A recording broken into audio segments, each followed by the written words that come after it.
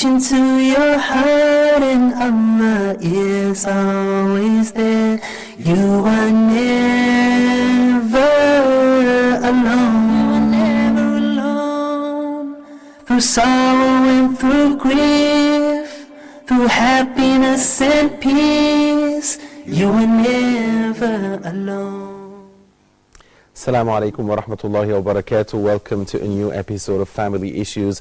This is the fourth and last episode of our series concerning the topic happiness in the family, how to lead a happy family life. That was the topic, dear brothers and sisters, that you chose for us. And tonight we'll be concluding that all-important, interesting and exciting topic that you chose for us. We do remind you, dear brothers and sisters, that we want your comments and suggestions to keep flowing because they are very useful to us. You are the producers of this program, and we have a number of suggestions for the upcoming episodes, but we want you to keep sending more and more ideas so we can filter them out and choose the best of them and perhaps the most redundant and also Allahumma ameen, the most useful inshallah. We do remind you that you can call us here in the program in our phone numbers that will be appearing on the screen. You can also, that's 00202 38 555 248 or 249. You can also contact us via our Facebook account appearing on the screen, and also you can email us via our email at familyissues@huda.tv. You can also contact us via Skype, via our Skype accounts. So this is the fourth and final episode here, concluding the topic happiness, leading a happy family life. We are very glad to have with us to conclude this topic a dear guest who has been with us since the beginning here, Dr. Mustafa Khattab, Imam of an Alberta Islamic Center in Canada, and also lecturer of Islamic Studies at Al-Azhar University. Thank you very much, Dr. Khattab, for being with us. Jazakumullahu khairan. We're waiting to hear from you the conclusion on what we started together in that very important topics. I will ask you first, please, sir, to remind us of the main points we talked about and also to proceed forward as we wrap up this topic. Bismillah, alhamdulillah, wa salatu wa salam ala rasulillah wa ala alihi wa sahbihi wa man wala. We said in the first two episodes that there are two prerequisites for happiness in the family. So the first one is choosing a pious and a practicing spouse, a husband or a wife.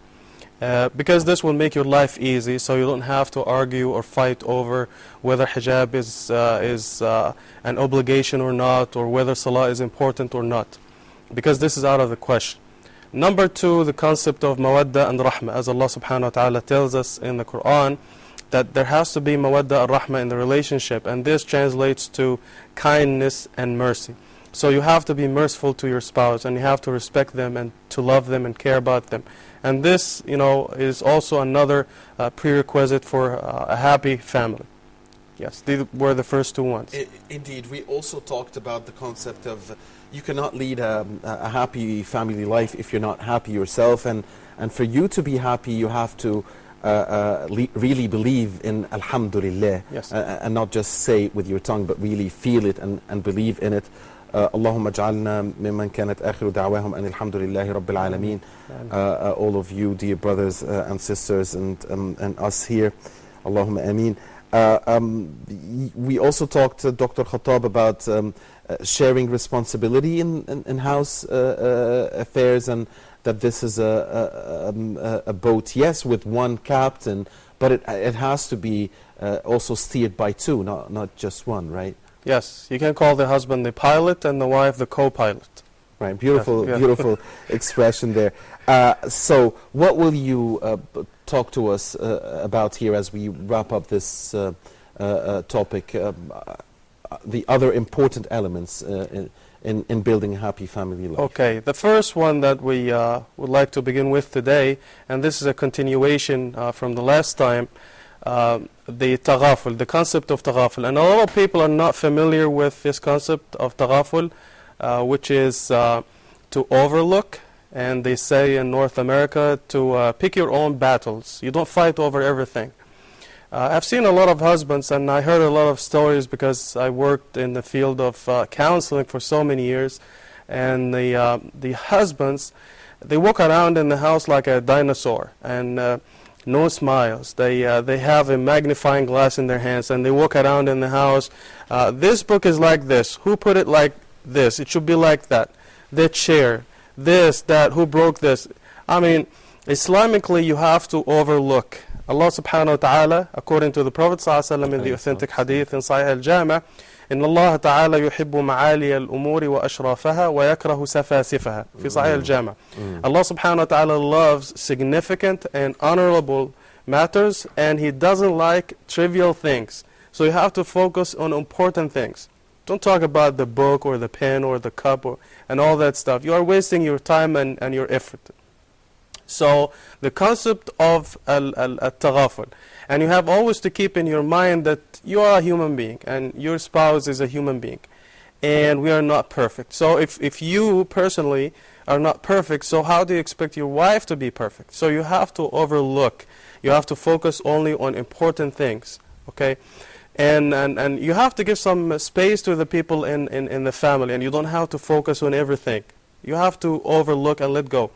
There's also, Allah subhanahu wa ta'ala tells us in the Quran about the taghaful of the Prophet sallallahu alaihi wasallam. Allah subhanahu wa ta'ala tells us, وَإِذْ أَسَرَّ النَّبِيُّ إِلَى بَعْضِ أَزْوَاجِهِ حَدِيثًا فَلَمَّا نَبَّأَتْ بِهِ وَأَظْهَرَهُ اللَّهُ عَلَيْهِ عَرَّفَ بَعْضَهُ وَأَعْرَضَ عَنْ بَعْضٍ. So the Prophet ﷺ had an issue with his wife, and they were talking in private, and she mentioned it to another wife. So the Prophet ﷺ, when he spoke to that wife, he spoke about certain points, but he overlooked some other points. He didn't talk about everything. So he spoke about the significant points only, and he ignored the rest of the points. Of course, there are some certain things in the house you cannot ignore, because you are responsible and you will be accountable, as the Prophet ﷺ tells us. أَلَا كُلُّكُمْ رَاعٍ وَكُلُّكُمْ مَسْئُولٌ عَنْ رَعِيَّتِهِ. Every one of you is responsible, and everyone will be held accountable for those who are under his hand. So for example, if your husband doesn't pray, you have to talk to him. If your wife doesn't pray, you have to talk to her. If your kids are hanging out with the wrong company, you have to talk to them. You can't just say, okay, the hadith says, and I have to overlook, and no. Beautiful point there, allow me to say, Dr. Khattab. I want to follow up, but before we do that, allow us to take some Facebook comments and questions for us here in the program. Let's watch and read together here. We have Tuba Sheikh saying, I enjoyed the whole series and topic. Were really interesting and really beneficial for all Muslim Ummah. Jazakumullahu khairan. Looking forward for more interesting episodes of family issues. Jazakumullahu khairan, dear viewer. We also have Brother Ali Musa saying, I think what can account in one way or another for a family to be happy is if each member of the family portrays a sense of responsibility in matters dealing with the family and exercise patience when dealing with them. So 2 points here about responsibility and patience. Also love, togetherness, and unity. Another 3 points there. If incorporated in the family, issues can bring about a positive impact in the well-being of the family. For instance, sharing of the same plates by the family when taking meals like fosters unity a great deal. Allah knows best. Barakallahu feek, Brother Ali Musa. 5 important points he's mentioning here: responsibility and love and togetherness and unity and others. We also have Brother Yusuf bin Maniyar saying, to have a happy family and a house full of happiness, we should do what the Messenger, peace and blessing of Allah be upon him, said, like tilawat al-Quran, and respect each other. We also have to encourage our family members to keep doing al-ibadat. And finally, if we mix those aspects together, we will have a huge happiness in our houses, inshaAllah. Barakallahu feek. Brother Yusuf, very important points mentioned there. We also have Sister Noor bint Abdullah saying, Assalamu alaikum wa rahmatullahi wa barakatuh. Allah always to keep you beneficial for the whole world. From my point of view and from my experience, the happiness in the family can be achieved only if both spouses are too eager to please Allah. Barakallahu feeki, Sister Noor bint Abdullah. And we have Salma Yasser. Thank you for sending us the message. This is in Arabic, so we will try to translate this, saying that one of the most important reasons behind happiness in the Muslim house is abiding by the Allah's directives and the praying the 5 prayers on time, and that the big has to be gentle with the and kind with the smaller members of the family, and that the smaller members have to respect the big ones, and also to be good with bir al-walidain. I think Dr. Khattab, can you translate this? You'll be better than me in translating. Let's translate what Sister Salma Yasser is saying. From the beginning? Okay, yes, okay. Please. One of the prerequisites for happiness in the Muslim family is to establish the religion and practice by making the family pray on time, the 5 daily prayers, and to respect the elder in the family, and to respect the young ones, and to be kind and generous to the parents, and also establishing and making some programs for the family during tea time, and some competitions in free time, and giving rewards and prizes to the winners, and disciplining those who will make mistakes, and not making distinction between the kids in punishment and reward, and listening to their opinions regardless of their age, young or old. And by doing this, there will be happiness in the family. And Allah subhanahu wa ta'ala a'lam. Bismillah, ma sha'Allah. Barakallahu feeki, Sister Salma Yasser. Beautiful message there, and thank you for the perfect translation, Dr. Khattab.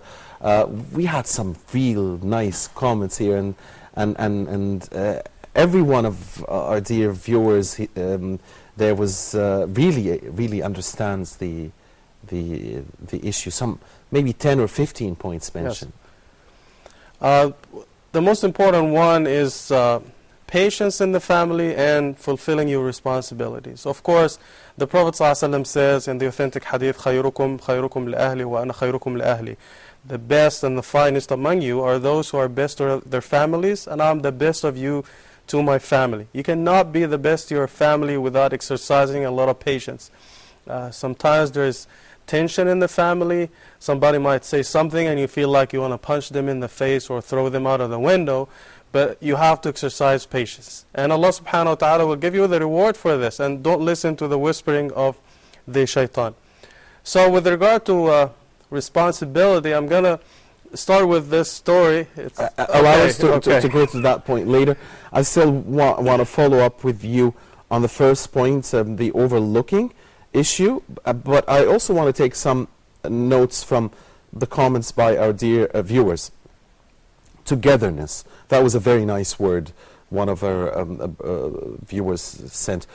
Togetherness. How do we preserve this togetherness and stay united? Well, togetherness and unity. You have to feel emotionally, spiritually, and religiously, and everything like together. both of you are one body, the husband and the wife.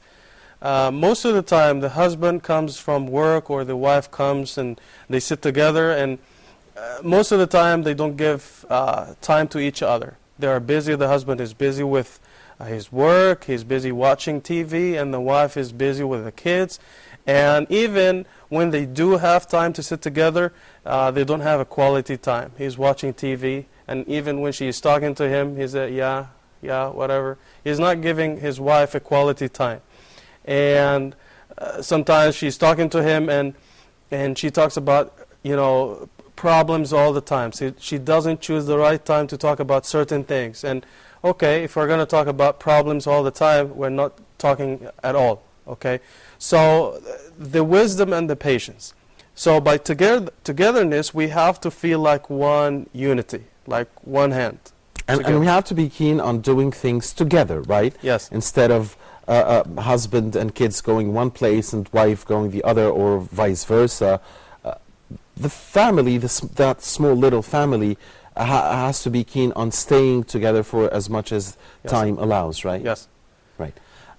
Together and unity, two very important points mentioned by our viewers there. I also like very much the point mentioned by one of our viewers when she talked about making competitions for kids and a time for fun. Can we expand on that? Because I think this also keeps the spirit of of one united family. Yes, doing things together brings the family together. Doing activities like competitions and as the sister says, drinking tea together and doing projects together. And I think cooking can be a project. Answering puzzles. Cleaning the house can be a project. Cleaning the house, yes. And some people don't like these kind of tasks. They prefer to go outside and play and whatever. But when it comes to doing something creative in the house, or taking part in cleaning the house or cooking, no, they don't want to share in this. And as I said, the Prophet ﷺ, كان رسول الله صلى الله عليه وسلم في مهنة أهله. In the authentic hadith, mihna or mahnati ahlihi, the Prophet ﷺ was always helping with in the house. So he was, according to the hadith, he was patching his shoes, he was cleaning his clothes, taking care of himself. But when the time for prayer came, the Prophet ﷺ went out to pray. So he was helping, he was sharing in the house. So as I said last time, there is nothing wrong. We know that the husband is the provider. He goes outside and he puts his life on the line to earn for the family. But there is nothing wrong if on your day off, Friday or Saturday, whatever your day off might be, to cook one meal for the family. Show them that you care about them, that you belong here, that you don't come to the house to receive some services and just leave.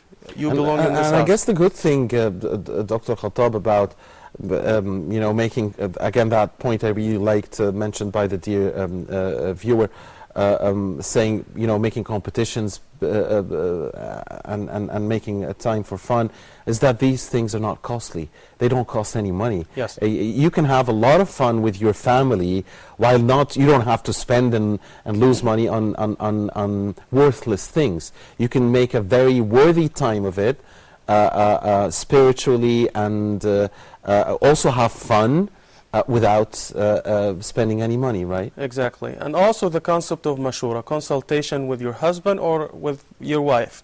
If there's something important that you need to, or say insignificant thing that you want to do, and there's nothing wrong, you talk to your friends, you talk to people at work, so why wouldn't you talk to your wife or your husband? Tell them, okay, I'm planning to do this. I'll tell you why. I mean, you will hear this from a lot of husbands and a lot of wives. They would tell you, let's keep the peace, so as long as it's mostly silent, things will remain peaceful. But once you get into issues, once you talk about whether it is a serious one or a less important one, al-jadal starts, and وَكَانَ الْإِنسَانُ أَكْثَرَ شَيْءٍ جَدَلًا. And this is the point I wanted to follow up on. You mentioned that we have to overlook some things. So I was just going to ask, Allah subhanahu wa ta'ala says in the Holy Quran, وَكَانَ الْإِنسَانُ أَكْثَرَ شَيْءٍ جَدَلًا. So how dangerous is, first of all, let's translate jadal, and how dangerous it is to us, and even in the relationship between husband and wife, and even with the kids, if we get into that jadal all the times. So sometimes you hear husbands or wives saying, I just don't want to talk, because when we talk, a fight will arise from nowhere. You'll hear this a lot. Yes. This kind of family, they have a problem in the house, and they're not close enough, and they are not open with each other. You read in the Sunnah of the Prophet ﷺ that the Prophet ﷺ, although he was receiving revelations all the time from Allah subhanahu wa ta'ala, but still he was making shura, asking his wife and asking his companions, what should we do? He could have just received a revelation from Allah, but he was talking to his wife, what should I do? Fi Sulh al-Hudaybiyah, Salama, and other wives, he was talking to them all the time. And if his opinion was, if their opinion was, he thought that their opinion was correct and was the right thing to do, he would drop his own opinion and take their own opinion. I mean, there's nothing wrong with this. Some people, they, especially the husbands, and they say, okay, I have more experience more than my wife, and why should I listen to her? And I should do my own thing and not, talk to my wife. And this is arrogance. Someone who is much better than me and you, the Prophet ﷺ was taking the advice of his wife, even over his own advice. I mean, who are you to reject, something that the Prophet ﷺ did all the time? So you have to follow the example of the Prophet ﷺ and learn from What him. is jadal? I mean, what is the Debating English word? and arguing all the time for no good reason. I mean, if you argue for something... Talk. Yes. You argue. And having different views on many things, and each side insisting that Yes. he or she is right. Yes. So how do we strike the balance? I mean, you want to, but a lot of talk brings problems, whether in the house or outside that, even in Yes. politics. Just see all that debate and arguing in politics, for instance. Allow me to take a break here. Dear brothers and sisters, we'll be back to continue with that point and the point about the responsibility. Yes. Dr. Khattab wants to highlight here in our final episode in our series about leading a happy family life. Please stay with us. We'll be back soon, inshallah. Assalamu alaikum. Never alone. You are never alone.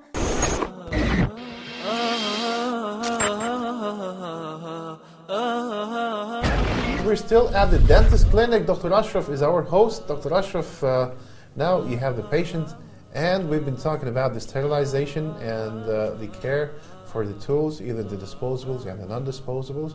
And one of the very important, most advanced tools for the dentist is the microscope. And one of these things is very important, that we can take this image and we can freeze it so that my patient can join me and discuss with me the different treatment options that we have. Being exposed to burn is considered to be a catastrophe, and some people would have the burn at home, some others would be exposed to it in the streets and at work as a factory or other places. And learning how to deal with the burn and how to manage the case, either going to the doctor, or just to manage it as an emergency and then going to a specialized person to deal with it, is a mandatory for all of us. This is one of the most dangerous causes of burn, because I'm not only exposed to the heat, I'm exposed to smokes. These smokes may aid to the injury of the skin.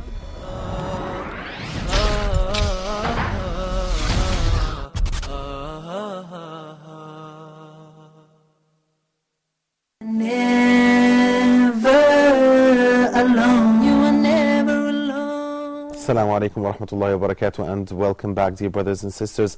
Dr. Khattab, allow us to take a phone call here as we progress in the program. It is Brother Ayman from Egypt. Assalamu alaikum, brother. Thank you for calling us, and go ahead. Yes, my question is, please, doctor, there is a Quran in the house that someone can read it with explanation. Why doesn't the father tells to his wife to sit and teach the children how to read it by explanation, tafsir, and also why some students they don't pray at school and mosque also. Okay, thank you. Barakallahu feekum, barakallahu feek, Brother Ayman.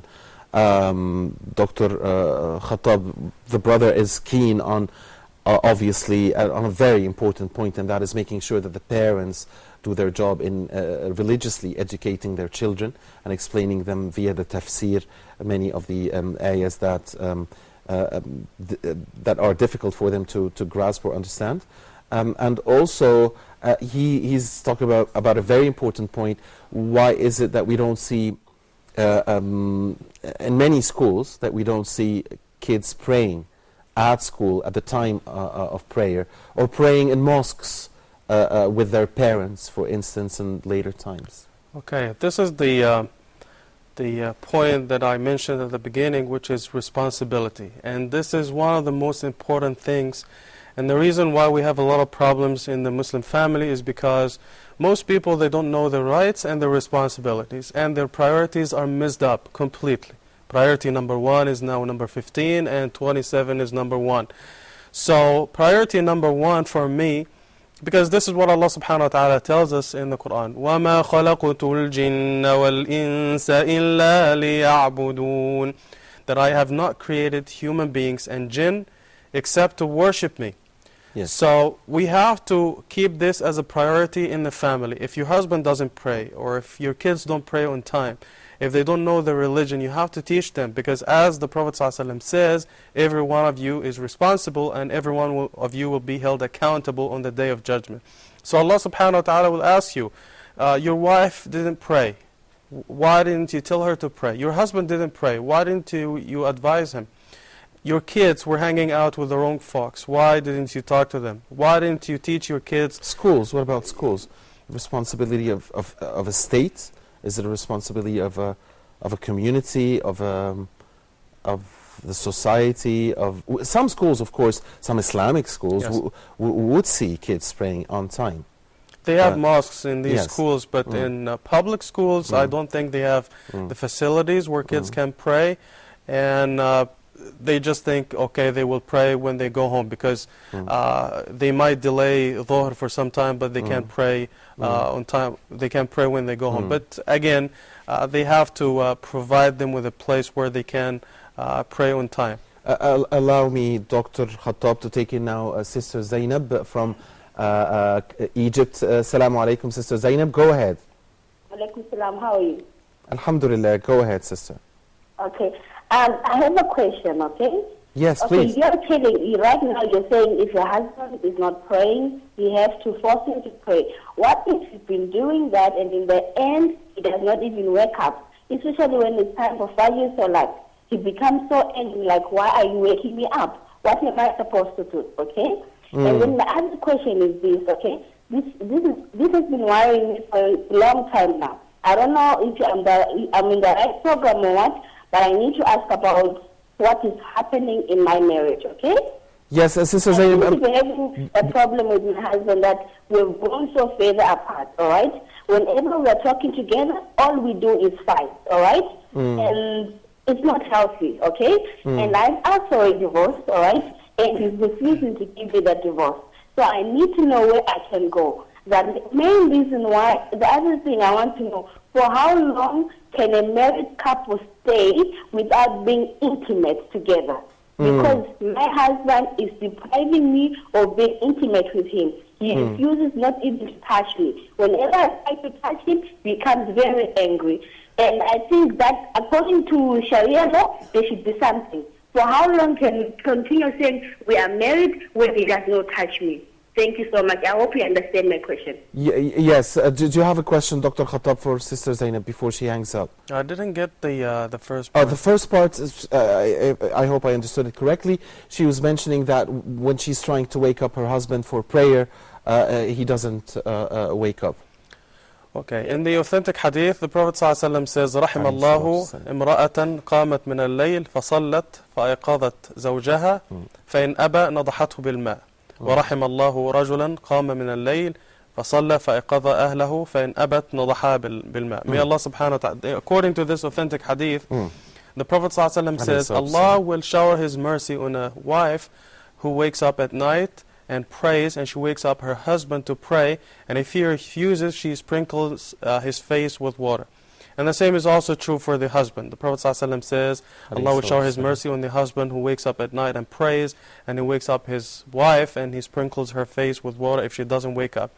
And some sisters, they take the hadith literally, and if her husband doesn't wake up to pray, she will throw water on him with a bucket of water. No, just sprinkle. Okay, as I said, it is part of our duty to each other as Muslims and as husband and wife to give nasiha. So if your husband doesn't pray on time, you have to give him nasiha. And I don't really want to go into details about the ruling of those who don't pray in Islam, because the scholars will say, oh, he is kafir, he is this, he is that, and you have to ask for divorce. And this is a very serious issue, and I don't think we have all the time to discuss it. The second part was very important. What was the second part? Of the question. It had something to do with, you know, for how long can a husband and a wife stay together if there is no intimacy, and the rulings on that point. It depends on the situation why they are not being intimate together, because some of them has an illness or something. I'm not clear on the situation. No, let's assume that no one has an illness. There is a ruling in fiqh which is called al-darar, harm, that if a husband is not fulfilling his sexual duties to his wife, because this is a right in Islam, and because through this you'll protect yourself from temptations and falling in the wrong. So if the husband does not fulfill his duties, then she has the right to seek counseling, and if this doesn't work, then she may ask for divorce. And the scholars disagree on the period of time. Some say 4 days, some say weeks, some say months, so it is different from one school of fiqh to another. So every situation is different. And in that case, would she be seeking divorce or khula? Or it depends on the situation. I think she needs to sit with a sheikh and give him all the details, and he will give her the right fatwa, because there are a lot of details that the sheikh would like to know before making a judgment. So it's not a case when, you know, when you hear that this is happening, you automatically give this verdict. It's the case where you have every to situation listen. Is different. Yes. Every situation. Yes. Okay, barakallahu feekum, Dr. Khattab. Back to the point of overlooking and the point of al-jadal, or arguing or debate. Again, the balance, a balance has to be struck. If you stay away from jadal, if you overlook a lot of stuff, things could be quiet, but then you would have your partner perhaps complaining that you're not talking to her, for instance. On the other side, if you keep talking about each and everything, and if you overlook nothing, and if you talk about every little minute, tiny weeny detail, this brings about fights. So what do we do? Well, you have to talk. Okay, if you are afraid of debating and arguing, you will never talk to anyone, including your wife, your co-workers, people in the street. You have to talk. And again, you can talk to your wife about important things. If you plan to buy a house, or someone is proposing to your daughter, you can talk to your wife. You can talk to your wife about, if we limit it to only important things, it means you will stay for weeks or months without talking about anything. You can talk to your wife about the weather. You can talk to your wife about the clothes, about politics. Talk to her about anything, but don't talk all the time. In the authentic hadith, the Prophet ﷺ chose the right time to talk to the Sahaba. He didn't talk to them all the time. كان رسول الله صلى الله عليه وسلم يتخولنا بالموعظة في الأيام كراهية السآمة علينا. In Sahih Bukhari, so Abdullah ibn Mas'ud said that the Prophet ﷺ used to choose the right time to talk to us about certain things. He didn't talk all the time. So you have to choose the right time, and don't worry about arguing and debating. Okay. Because they will always be there. Yes. Okay. Time now to get the fruitful input, inshallah, of Sheikh Zakaria Ibrahim, renowned Islamic da'iyah, and a regular contributor with us here on Huda TV and especially with us here on Family Issues. Assalamu alaikum, Sheikh Zakaria. Thank you for giving us your time. Barakallahu feekum. Please give us your input on our topic here, leading a happy family life. السلام عليكم ورحمة الله وبركاته. الحمد لله رب العالمين والصلاة والسلام على سيد المرسلين.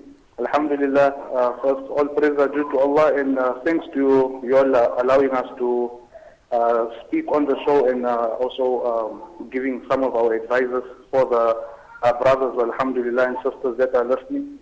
Alhamdulillah, just to make mention of a few important points on the topic, alhamdulillah, is that one of the things that we should take into consideration and importance is that we should understand that there should be, from the parent side also, a time where they spend, because you many times in today's time when you see and when you read about the breaking ups in families and the issues and the problems that they have, you find the biggest problem in today is lack of communication. There is no communication between the father and son, between the mother and father, or between the mother and the child, the children in the house. So basically it's as if everybody is just doing their own things. Father is at the business, mother is shopping, the son is in his car going somewhere, or with some friends if he has problems. So there's no, it's not like before. I remember when we were growing up, or especially maybe if you can remember when you were growing up in your young days, where we all would sit around the table and everybody would have lunch and supper together and breakfast, and we used to spend some time. So basically there's no spending of time today's time in families, no communication. We do not know each other anymore.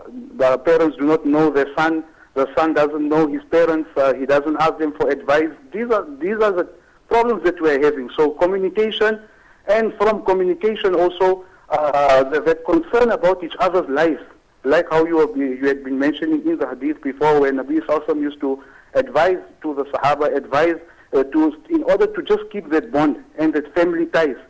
So these are, I think so, if we can work on these here, because alhamdulillah we do have the Quran, which has explained to us in many places, the keeping the family together. Ya ayyuhalladhina amanu qu anfusakum wa ahlikum. We have so many ahadith which has advised us, but what is the use if we have the Quran and we have the ahadith to guide us, but we do not put it into practice? So the most important is that we should try and put these qualities into practice of communicating, and also of bringing close to each other, finding out about each other, giving time, especially the young ones when they come back from the school, when they come back from the madaris, for the parents to find out how was your day, what did you learn, can I help you with anything. So inshallah, if we can work on this, it's not a big problem, it's just small matters that we have left out in our lives that has made it difficult for us to keep a happy family life together.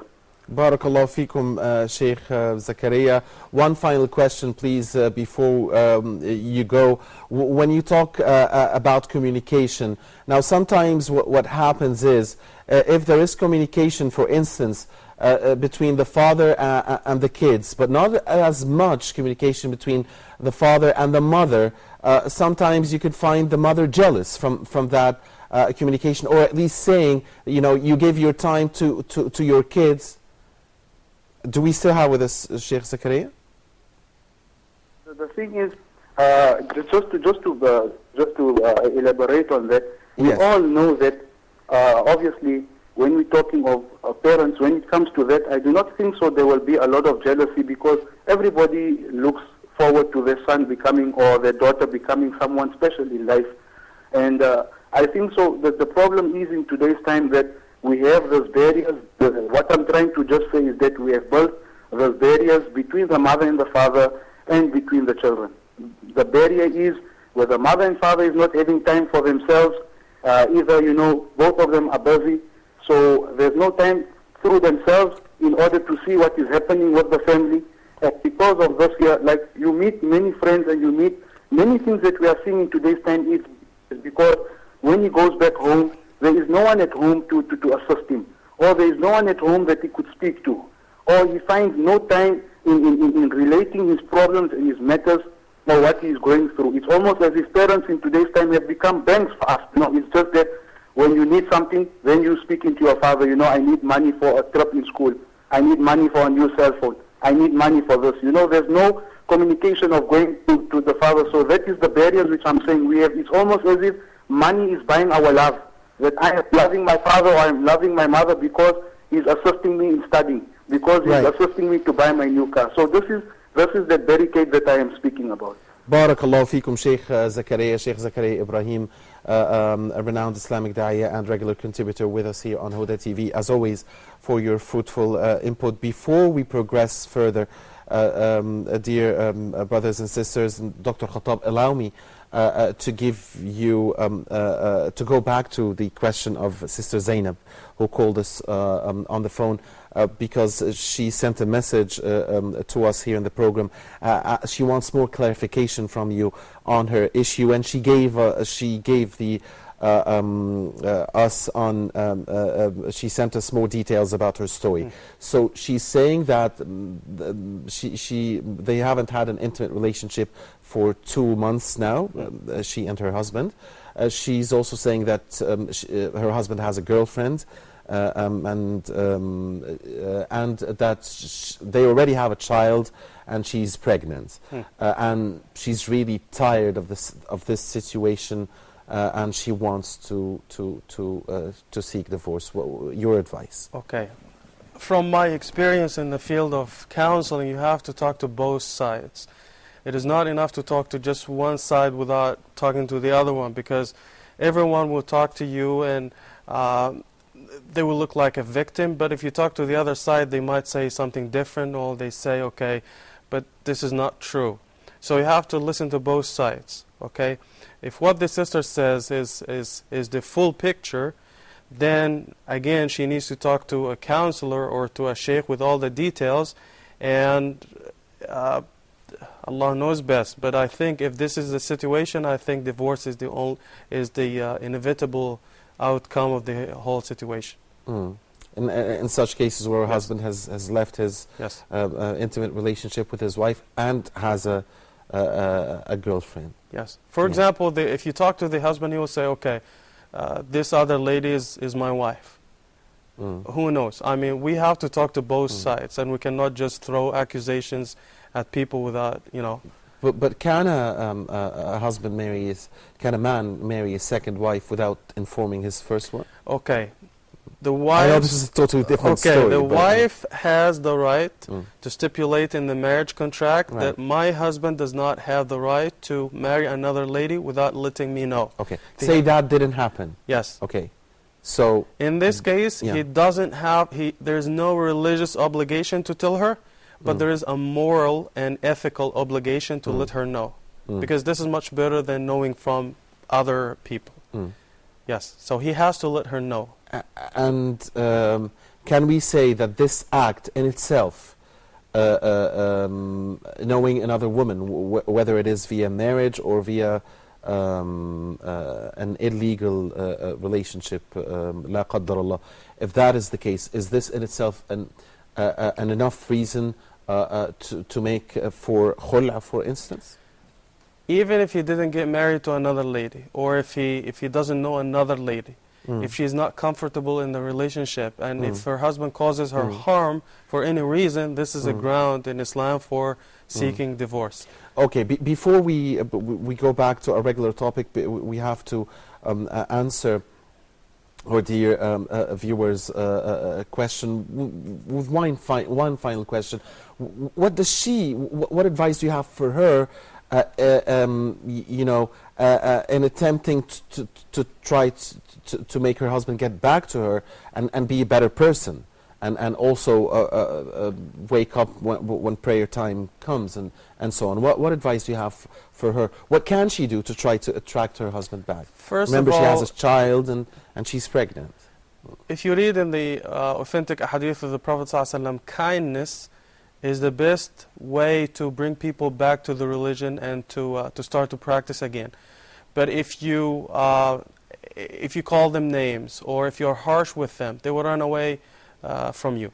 So you have to be nice to them, and you have to give them the advice in a nice way, and you have to be kind to them. Calling them names or being harsh to them, if they are 1 mile away from the religion, you will push them like 7 miles away. So this is the first thing you need to do. You have to be nice to him, and you have to be kind to him. And based on the 2 questions we got from the sister, I think she and her husband, they need to talk to a counselor to seek some advice. All right. Allow us, Dr. Khattab, dear viewers, as we close out, to take some Facebook comments. And I know that you had a story you wanted to tell us about. We'll listen to it. But let's take these comments.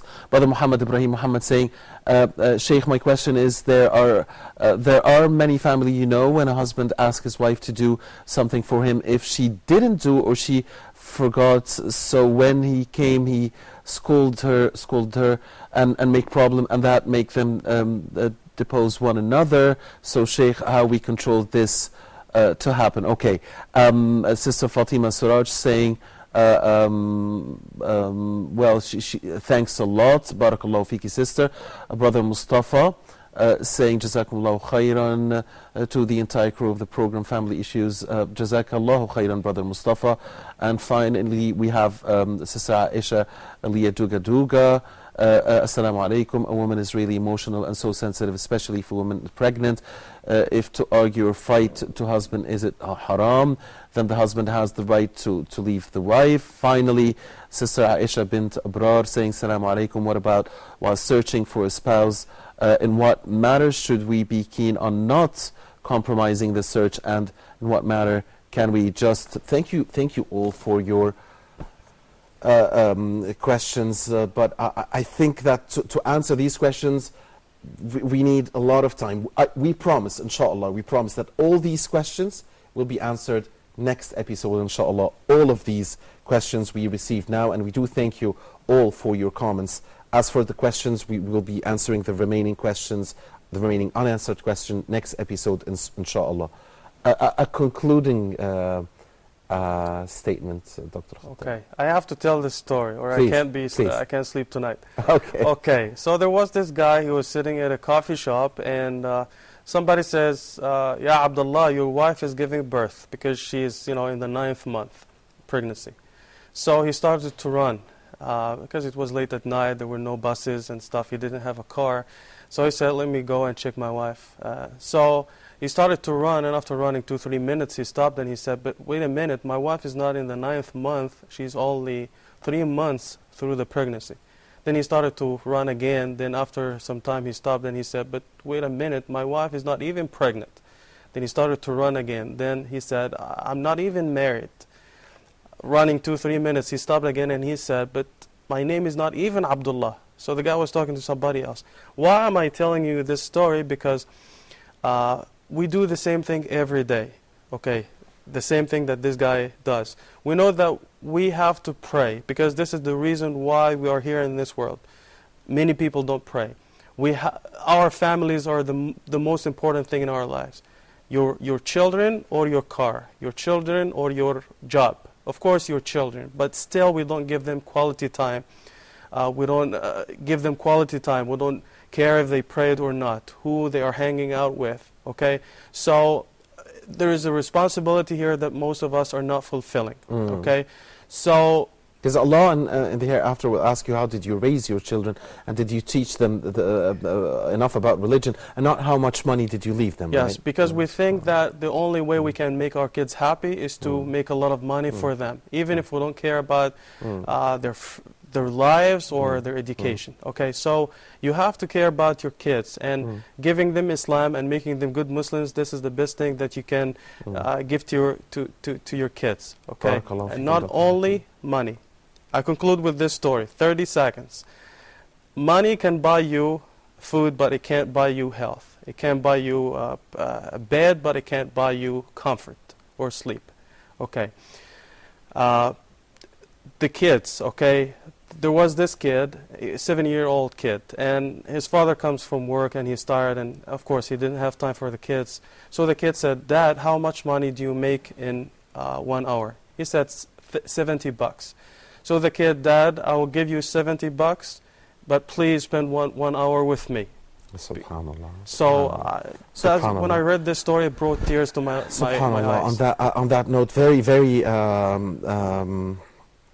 remarkable, and I guess one that we will remember. And a touching closure here to our series. Unfortunately, that we have to end it here. Thank you very much, Dr. Mustafa Khattab, Imam of Islamic Center, Alberta, Canada, for being with us throughout this series. Jazakumullahu khairan, and we hope to see you again soon, inshallah. And thank you, dear brothers and sisters, for watching our program. Thank you for all your comments, your suggestions. Please do keep them flowing to our Facebook account and to our email address. The addresses will be appearing on the screen. We promise to answer the questions, the unanswered questions of this episode, next time, inshallah. Do join us again. Same time next week. We do remind you that you'll be choosing the topic for us. You already have sent us a lot of suggestions and recommendations, but we're still waiting for more so as to filter them out and choose the best together. So please keep in contact, and please do join us same time next week, inshallah. Until then, Assalamu alaikum wa rahmatullahi wa barakatuh. Never alone, you are never alone. Through sorrow and through grief, through happiness and peace, you are never alone. So now, as you long for your past, prepare for your future, but knowing nothing's gonna last. You see, this life is but a road, a straight and narrow path to our final abode. So travel well, O Muslim, and paradise will be your home.